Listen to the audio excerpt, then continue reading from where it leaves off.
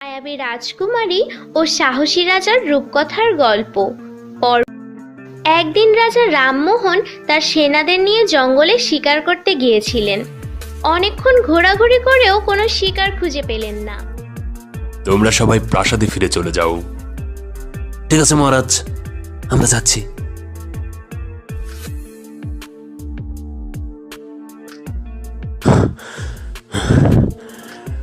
অনেকক্ষণ ধরে এই গভীর জঙ্গলে ঘুরে বেড়াচ্ছি, কোথাও কোনো শিকার খুঁজে পাচ্ছি না।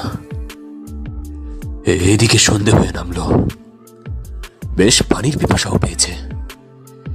কি যে করি, একটু দেখি পানি কোথাও খুঁজে পাই কিনা। পানি খুঁজতে খুঁজতে এদিক সেদিক রাজা ঘুরে বেড়াচ্ছে, কোথাও পানি দেখতে পেলেন না। অনেকটা পথ যাবার পর হঠাৎ দেখলেন জঙ্গলের ভেতরে ছোট্ট একটা কুঁড়ে ঘর। এই তো দেখা যাচ্ছে ছোট্ট একটা কুঁড়ে ঘর, যাই গিয়ে দেখি কাউকে পাই কিনা। কেউ কে আছেন? কোনো সারা শব্দ নেই। বলি, কেউ কে আছেন? কে আপনি? কি চাই? বাহ, কি মিষ্টি আওয়াজ! আমি এই দেশের রাজা, জঙ্গলে শিকার করতে এসেছিলাম।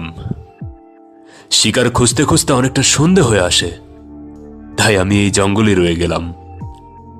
আমার অনেক পিপাসা পেয়েছে, আমি কি একটু পানি পাবো? ও, ভেতরে আসুন।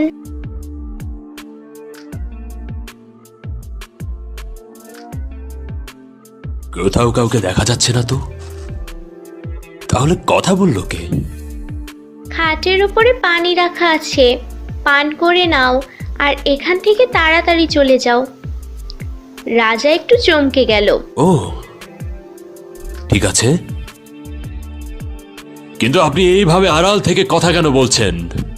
সামনে আসুন। আপনি আমাকে দেখতে পাবেন না, আমি আপনার চোখের সামনেই আছি। রাজা চারপাশে দেখতে লাগলো, কিন্তু কিছুই দেখতে পেল না। হঠাৎ রাজা দেখতে পেল ছোট্ট একটি ইঁদুর দৌড়ে যাচ্ছে। ও, এত সুন্দর একটা ইঁদুর এইদিকে কোথায় গেল? আমাকে দেখতে হবে। রাজা ইঁদুরটির পিছু পিছু গেলেন। ঘরের কোণায় ছোট একটি পাথরের গুহায় ঢুকে পড়ল ইঁদুরটি। রাজা কিছু একটা চিন্তা করলেন আর পাথরটাকে স্পর্শ করলেন। পাথরটি স্পর্শ করাতেই একটি আলোকিত আলো বিস্তৃত হতে লাগলো, আর সেই আলোটি বাড়তে বাড়তে চারদিকে আলোকিত হয়ে গেল। রাজার হাতের ছোঁয়ায় এই ছোট্ট পাথরের গুহা থেকে অপূর্ব এক সুন্দরী রাজকুমারী বের হলো। রাজা অবাক হয়ে গেলেন। কে আপনি? এসব কি হচ্ছে? আমি তো কিছুই বুঝতে পারলাম না। আমি মায়াবী রাজ্যের রাজকুমারী। এক দুষ্টু জাদুকর আমাকে অভিশাপ দিয়ে এই কুঁড়ে ঘরে বন্দি করে রেখেছিলেন ইঁদুর বানিয়ে।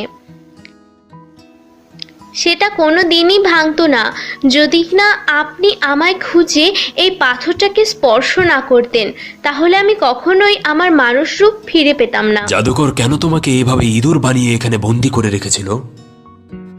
আমি মায়াবী রাজ্যের রাজকুমারী ছিলাম, আর সেই জাদুকর চেয়েছিল আমাকে বিয়ে করে আমাদের রাজ্যের রাজা হতে, কিন্তু আমি তার প্রস্তাব মেনে নেইনি, যার কারণে সে আমাকে এইখানে এনে জাদু করে ইঁদুর বানিয়ে চলে যায় এবং বলেছিল যদি কেউ এসে এই পাথরের স্পর্শ করে তাহলে আমি আবার আগের মতো হয়ে যাব।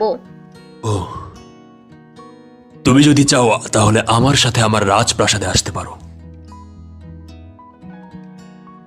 এই বলে তারা দুজন রাজপ্রাসাদের দিকে রওনা দিল। হঠাৎ করে একটি পক্ষীরাজ ঘোড়া এসে রাজকুমারীকে চোখের পলকে আকাশে উড়িয়ে নিয়ে গিয়ে নিমিষে উধাও হয়ে গেল। এটা কি হলো?